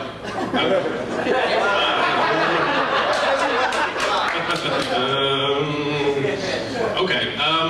Cindy called me up and she said, you know, we're having trouble putting together a roast this year, and they hadn't asked. Well, I don't know. Did y'all ask me to put one together beforehand? Well, it doesn't matter. She said that we were trying to come up with somebody to do this or to roast, and nobody wants to do it. And Joe suggested you. I said, hell yes. And she said, wait a minute. You're going to be roasted, not them. I said, oh yeah, let them think that.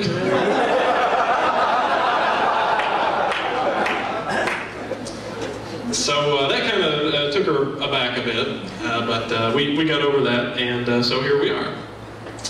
I guess I should start. And while they were getting the roast together, another thing that was very well, it wasn't odd that you can't find somebody to roast. That was always the hardest part when I arranged the last 3 roasts, was finding somebody willing to put up with this.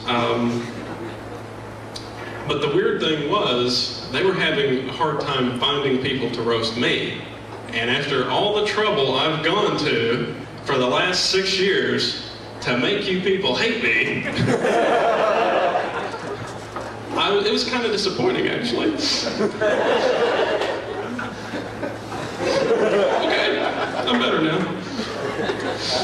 Fortunately, Roger, of course, is up for any chance to plug Hyper Studio.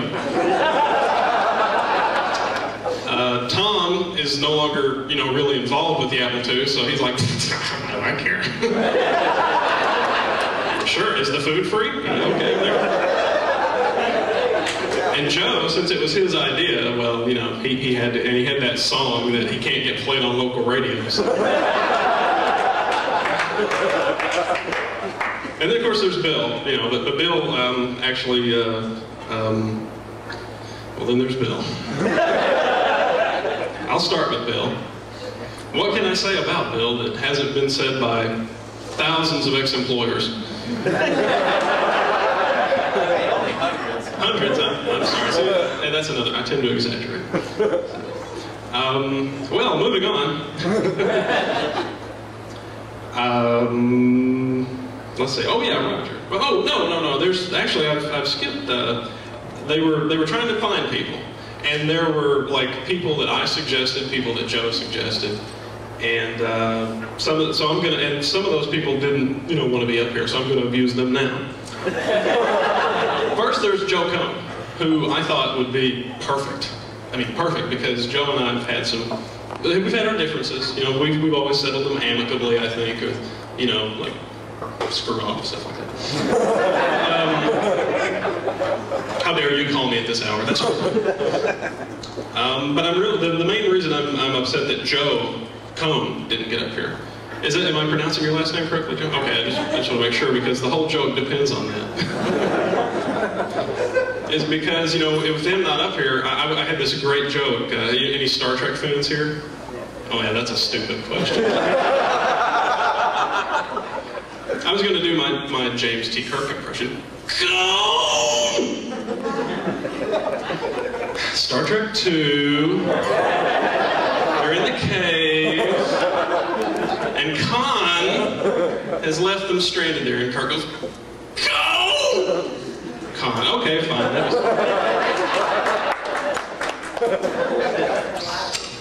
Okay, next was Bill Heineman, who I've known for a long time. Bill called me. He's here with his lovely wife, who I've never met before, and I'm very glad to finally meet her, because Bill called me to subscribe while they were on their honeymoon.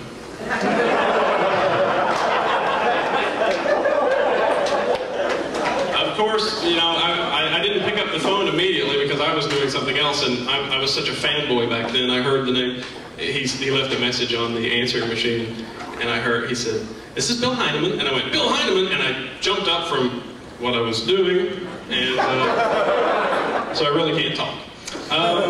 The other thing, now Bill, I have to use this because I actually wrote it down, so I'm sorry. You die later. Okay, that's fine. 'Cause I thought you were gonna, I thought you were gonna be up here. But anyway, you know, his nickname is Burger, and what a lot of people don't know is that's not the first nickname that he's had based on bizarre things that he's eaten.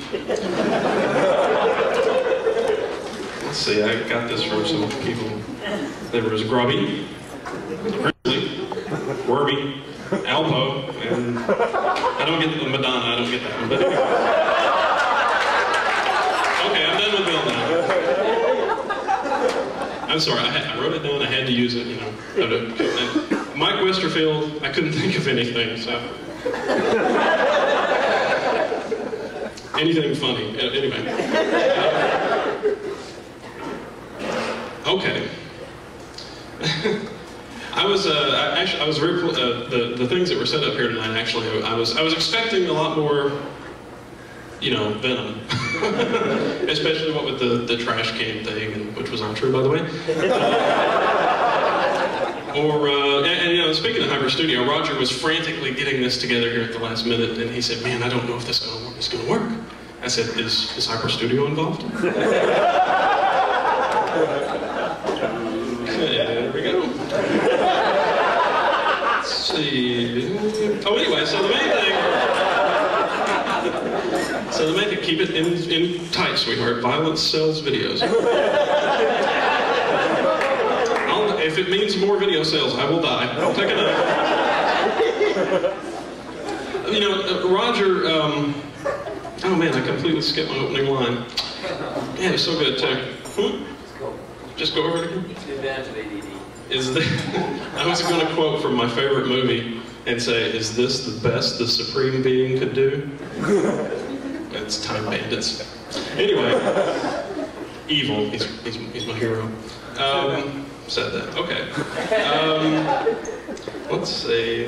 Oh yeah, Roger. You know, actually, it was said that I look up to Roger, or was it Tom? Tom. Well, I look up to Roger too, at least for the purposes of this joke. There we go. Oh yeah, and one thing that I've learned from Roger, seeing as how he's the most successful person still in the Apple II field, which I'm sure he's here because he's got a, you know, a deep philosophical devotion to it, but, well, it's not the money.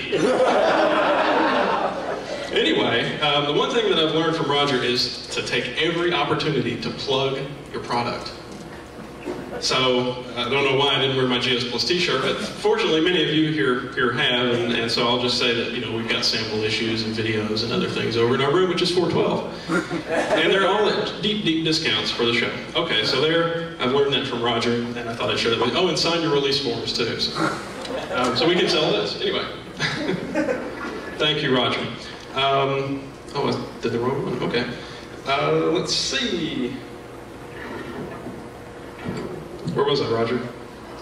Deep discounts. Deep discounts. Deep discounts on Hyper Studio, right? Oh no. Why? Free copies as soon as we can think of one. That's right. You know, well, one thing that I have a cousin who actually has a sense of humor that's very much like my own, and he and I were talking about comedy or humor or what passes for it in our family at least, and we decided that the main thing we have in common is that we're both. It's a good thing that with most of the things I say are in print because I have a bad habit of saying any fool thing that comes into my head, if it sounds funny in my head. But, you know, what can I say about, you know, Roger and Hyper Studio that hasn't been said by someone else already?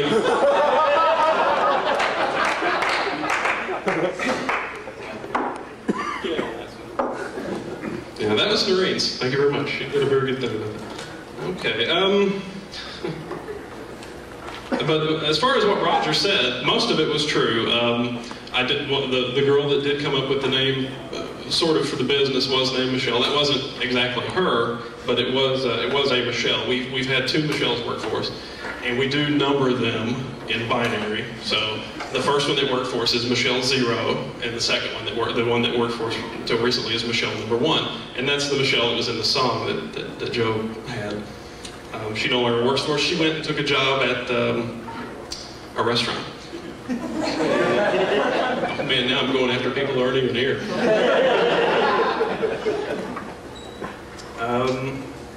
In fact, well, okay. Well, I guess I'm done with Roger. I guess this pretty much said it all. Anyway, Tom. You know, Tom, I really can't think. After that, that was so brilliant. I don't know how you knew I hated Bob Dole, or that I was mostly liberal, or I guess we have more in common than just the bizarre hairstyles and lack of personal hygiene, or people screwing up our names, and oddly, Bill always getting them right. I'm a professional. It's my job. Not anymore. It's not.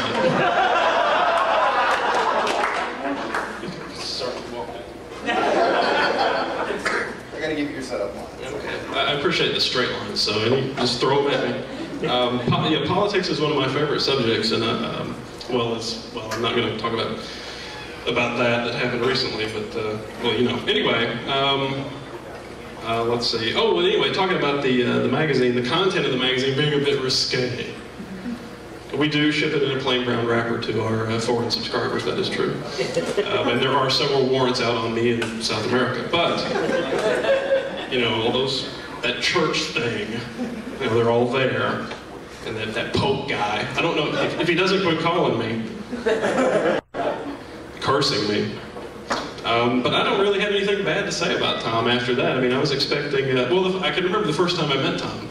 You may think that he's just been laid back like this since he quit, you know, since he got out of the millions of dollars a day field of the Apple II. That is not the case. The first time I ever met Tom, we were at AppleFest, and we were supposed to be, how much tape we got left? I know it's we got lots of I'll stretch. We were supposed to be sharing, we were supposed to just go in, take our magazines, and put them down in what was called the Resource Center. And there were supposed to be several other publications, user group newsletters, stuff like that, there with GS Plus magazine. And we got there, and we were setting down the magazines, and before we could even turn around and leave, this is back when people actually, you know, were ravenous like sharks for this stuff. One of the many reasons I was deluded into thinking I could carry on this long. People were just honest, you know, what is this? What is this? Do you have a PC version? I just laughed in that guy's face. That was great. That's a really true story. They were just honest, and we didn't get to leave because I swear people were just giving us money, you know, subscribing right there on the spot. Right there on the spot. And out of the corner of my eye, I see this white mass move away, you know, comes up to the table, moves away, and then it just turns around and looks at us. And I looked up, finally, my eyes focused, and it was his hair. And so I went, now who in the, well, he's just going to watch. Okay, well, you know, all kinds. So a few minutes, maybe 15, 20 minutes later, one hand in his pocket, he comes up, and he says, my name's Tom Weiser. Is it Weiser or Weisher? Weiser's. Well, what is his name? How do you pronounce it? Weisher. Okay. Anyway, Tom comes up and he says, "Hi, I'm who I am, and do you know me?" And I went, "Well, sure." And he said, why are you doing this?" Basically, and I said, "Well, you know, I had this job and working for the government, and they were laying off people left and right, and I'd been wondering, like as Bill said, I'd gone around to previous AppleFest and tried to get them to do this, and they all laughed at me." Very true. They did call me an idiot.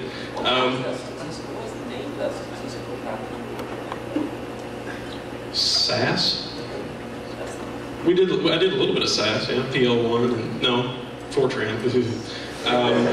SAS and SAS rules. Anyway, if you've got a mainframe, I mean, you use that stuff?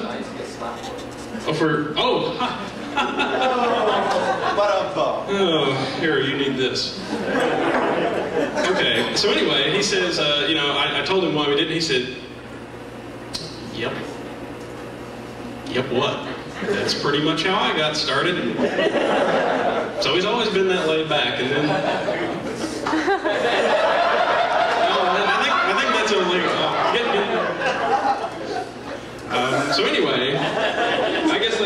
guess that's about all I've got to say about Tom. Tom's a great guy, and he's put up with a lot of abuse from myself, and I'd also like to thank Cindy and the crew for allowing us to run around here like idiots with video cameras all through the show.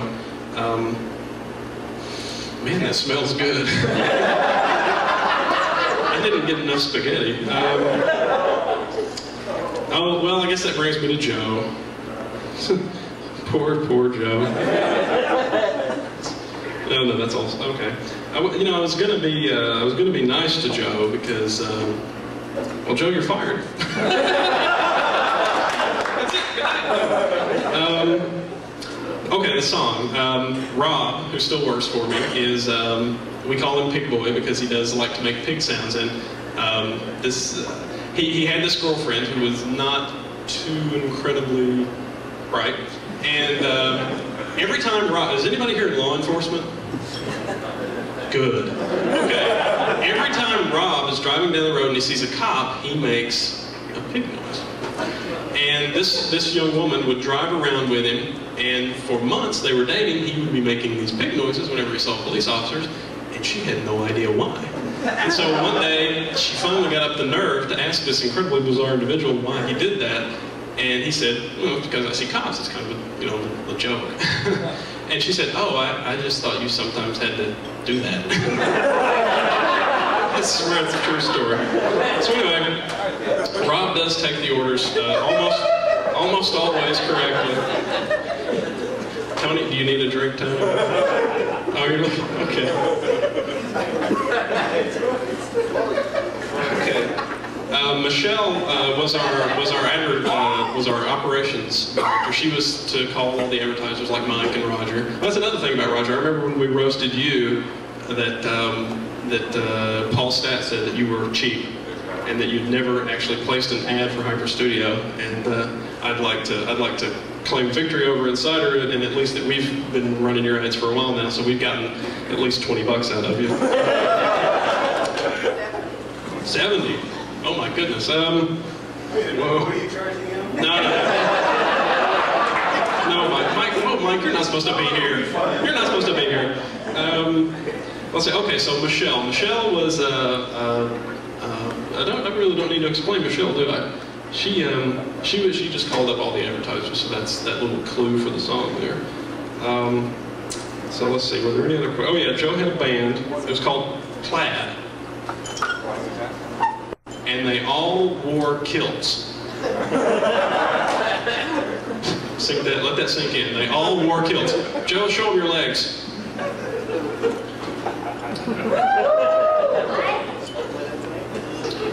On stage, they wore kilts and little Scottish tunic things, and they had a drummer. It was a drum machine. And in front of the drum machine, or behind the drum machine actually, they had an inflatable woman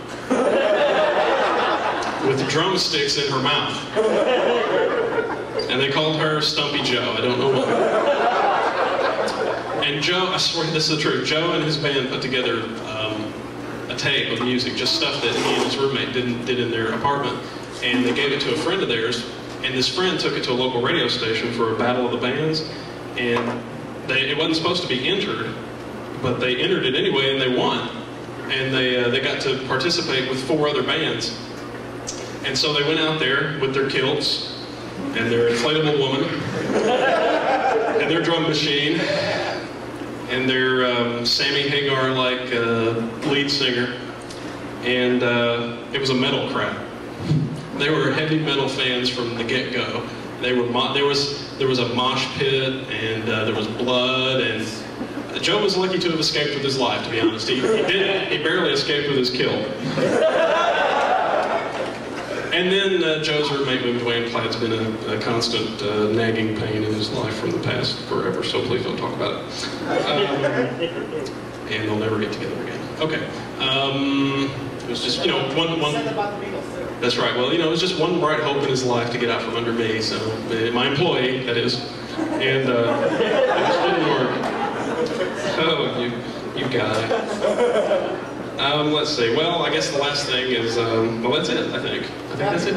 Happy Pill. Well, I've been in this business for 6 years, So, you know, occasionally things get a little bad, you know, Joe comes in on time, Rob shows up, and, you know, things get bad. So I do like to eat Pop-Tarts. That's something that I'm surprised nobody hooked onto. I've been eating them since I was very small. And I would, you know, Actifed or something. What's the one that wakes you up occasionally? I wasn't addicted to them, though. Vibrant. Oh, yeah. Man, it's been so long. I mean, so anyway, there's the hat. That's pretty much it. Just something to help me get through the workday. First hour of work. Let's see. I guess that's it. I was kind of not disappointed. That's very funny stuff. I thought Roger did a real good job at the last minute, as usual, and God, I got so serious there at the end. Code. Nobody hooked onto my paranoia either. But now I'm glad to know that there was a conspiracy going on, because that just proves I'm right about, you know, the militias and stuff. The greengrocers. Okay, well, I guess I have to. Do I have to wrap it up now? I could say some more stuff about you. Okay, thanks a lot. Well, anyway, thanks everybody, and God, I don't know what else to say. It's never stopped me before. Well, oh yeah, and I'd very much like to thank my wife for helping Roger put together those great pictures. And also my people and brother-in-law for faxing them that page from our first issue. Yeah, he's gonna have a job. Oh, well, yeah, I can say something else about him. He's been trying to, he used to work for Taco Bell, and I told him that Ego Systems would look better on his resume than Taco Bell. He's been trying to get a job for 2 years now, so there you go.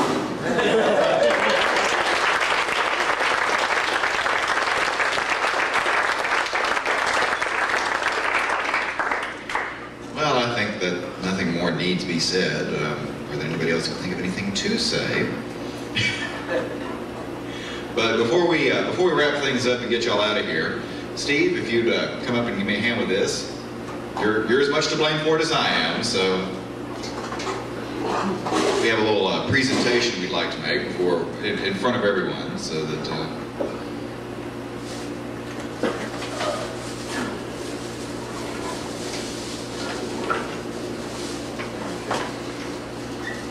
we'd like to present these achievement awards to the committee in recognition for all the hard work that they've done to get the ball rolling again and get everything going so that we can be back out here this year and next and for however long afterwards. So, Paul?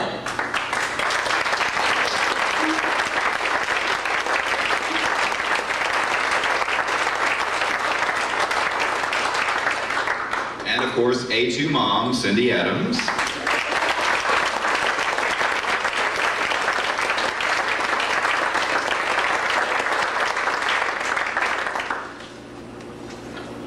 My boss on Gina Saikin.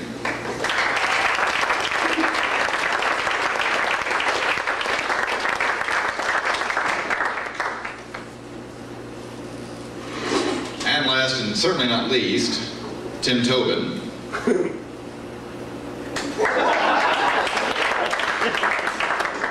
What happened to Mark? He's on the committee too. I thought you were. Not officially? No. He's a major help. Well, where's Tim? Oh, he took off, he was at a wedding? Oh, well, we will make sure that he gets this. I'll take it. Okay, here you go. I did want to give you a hug.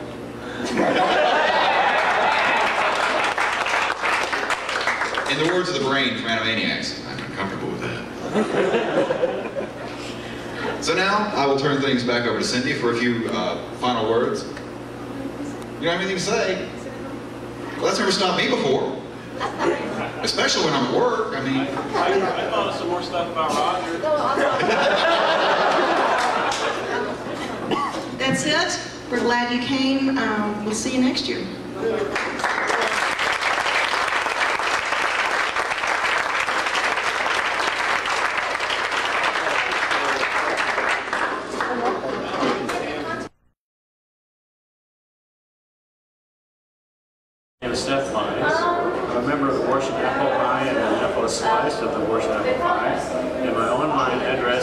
Mine is at tcs.wagner.org. Clay the Sheeps. I'm at FeatureNet Site 19, Stormbringer. And I love the Apple II GS. I'm Margaret Anderson. I guess I just like playing on the computer, and I don't have an email address right now, but I will soon. I'm Joe. I work with Ego Systems. I'm technical editor of GS Plus magazine. I'm a Sagittarius. My email address is jwankerl@aol.com. Thank you. My name is Jack Kells. I live in Alameda, California. I just retired. I'm going to start using my machine for everything in sight. Craig Nelson from Lincoln, Nebraska, 71350,1353 on CompuServe at CompuServe.com. And I've got a Genie account, G.Nelson43 or something like that, but I don't use it until I get this new GUI going, and then I'm going to use the GUI.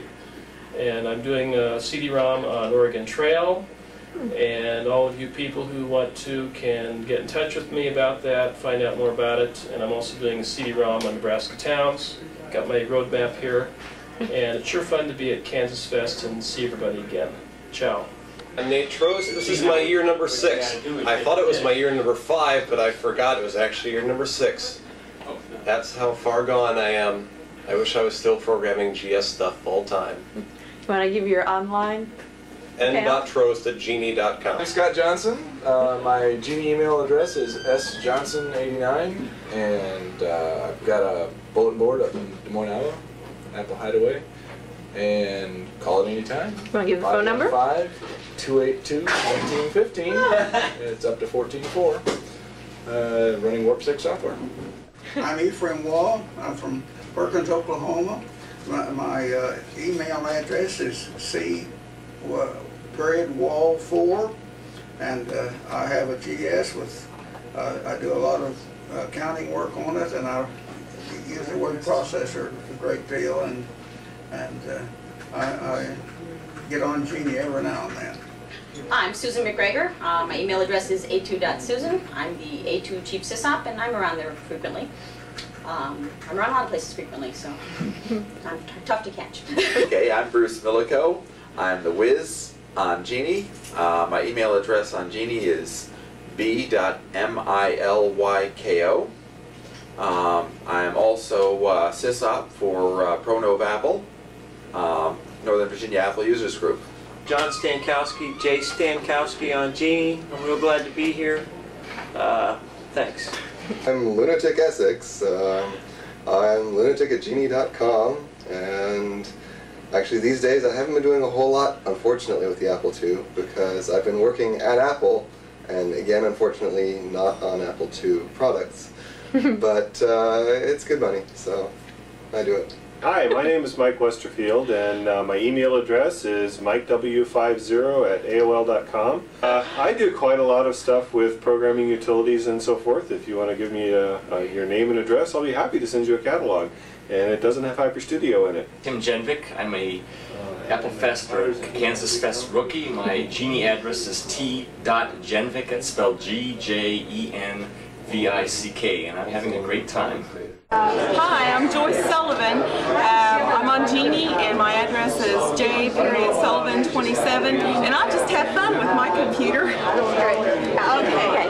I'm Cindy Adams. My email address is c.adams11@genie.com or adams@primenet.com. I do staff work on Genie, mainly RTC. I teach computers in the K-3 grade level. I use GS Labs and network. And I've been using a computer since 1981 when we got a 2+ and moved on up. And I'm really smart because I have a GS and a Mac, and all the males in my family use PC, so I have my own computers. Richard Bennett, richard.b@genie.com. Working on Graphic Writer, Spectrum, and anything else which doesn't make money. As you can see on Genie, I'm not. On the internet, I'm posting at triode, triod.apana.org.au. Yes, Joyce. I'm from Australia. I think that's hard to believe, but it's my 3rd time here, and it's been a good conference, and I'll see you next year. Hi, I'm Kevin Reed. It was my idea to come to KansasFest, and my parents have 2 GSs and I don't really have anything much to say. Bye. Hi, Ron Hoffman here.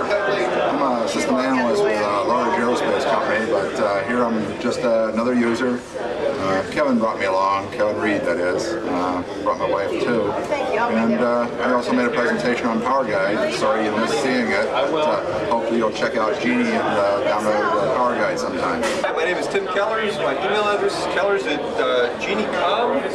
I have 4 arms. I've been using the Apple II and all sorts of different Apple IIs since about 1986. I do some programming. Everything in the Apple II world is my fault, but then again, it's all my credit too. Thank you.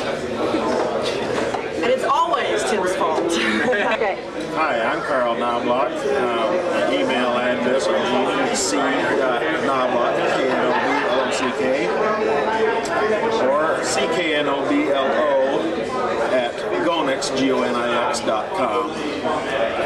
I came to this K-Fest because I didn't know whether this would be the last one or not. I'm glad to hear it won't be. And I've always wanted to come and just somehow couldn't quite afford it before. This time I didn't care. Hi, I'm Sarah Phillips, Sarah P, Princess Sarah, the Salsa Princess. Salsa is a good thing to put on keyboards. This is my first year at K-Fest, and I've never shot walking and not doing something to say. The keyboard has left the building. Idea. It is a great idea. Yeah, I was just telling Roger this is the only place in the country where I can come and people want to take my picture. I don't understand. This is I just want to let you folks at home who are watching this to know that come on down. We got specials here. We got deep discounts. People say there's no market for this stuff, but look.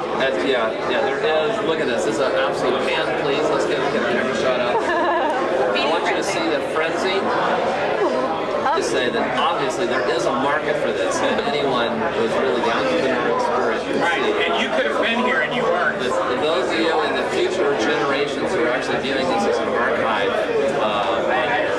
bio-digital computing systems, I just want to let you know that this is really where it all started.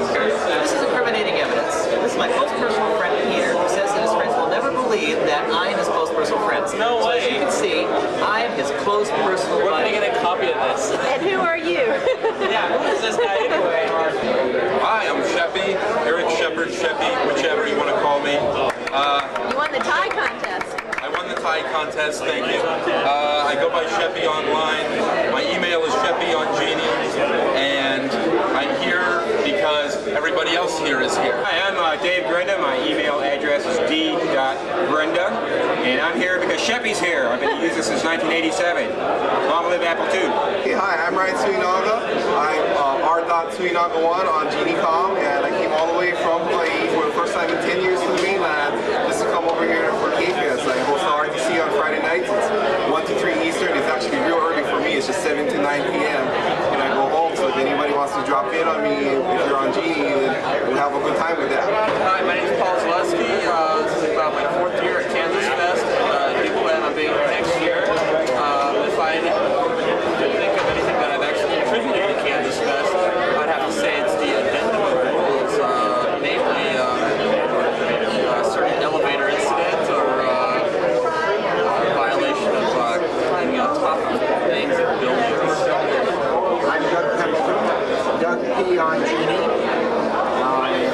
One of the hardware specialists. I come to KansasFest mainly to have fun playing with other people's hardware and fixing problems, teaching people how to fix their own. Been a good year this year, and I hope it'll be even better next year. We're from St. Louis, Missouri, and this is Deb Alcorn, who is a veteran at KansasFest. Well, sort of. This is my 2nd year. My handle is Bite at Genie.com. This is Kingfish at Rushnet.com. Yeah, Jerry Chandler. Anyway, we're over here representing the Applejacks Users Group of St. Louis, and we better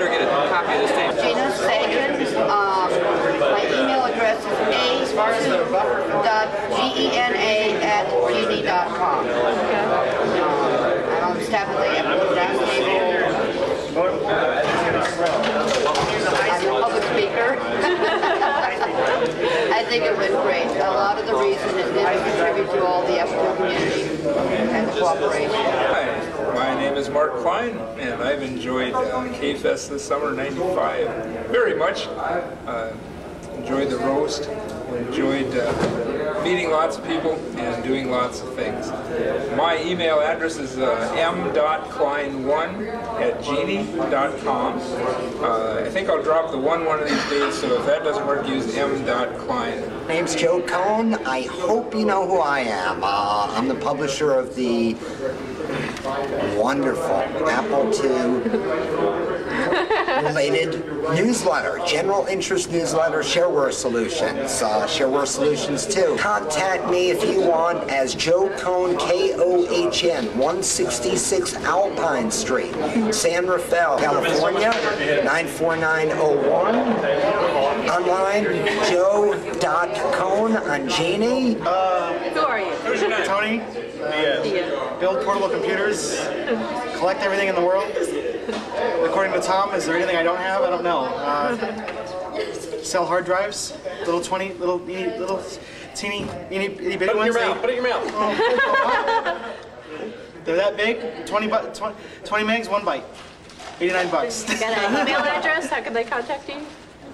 618 Temple Heights, Oceanside, California, 92056. All Tech Electronics for information on the hard drives. And I'm Noreen Disbrow, the one behind this videotape. My email address is disbron@hlthsrc.com. We hope you enjoyed this videotape.